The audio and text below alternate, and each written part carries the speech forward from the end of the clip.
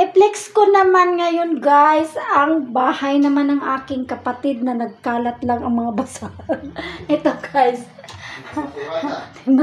Tinakpan.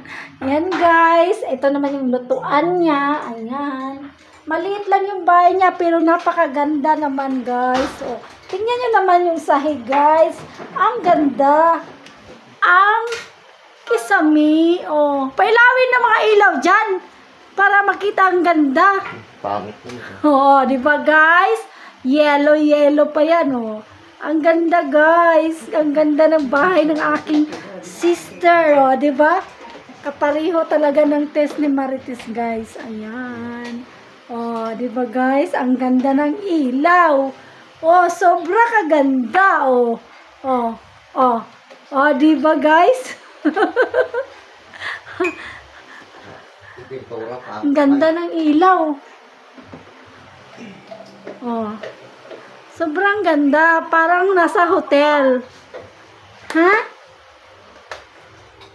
Iya, magsaing ka, Je. Para na makain sa umaga. Ano pa? Nagkape ka na pa? Ikaw wala. Oh, pa, mag-shoutout ka dun sa Talugoy pa para makita nila. Shoutout kay Ate Linda. Kay Ate Linda, kay Ising, shoutout. Wala naman sa Linda. Nga nung wala makagitagan ni Ate Linda.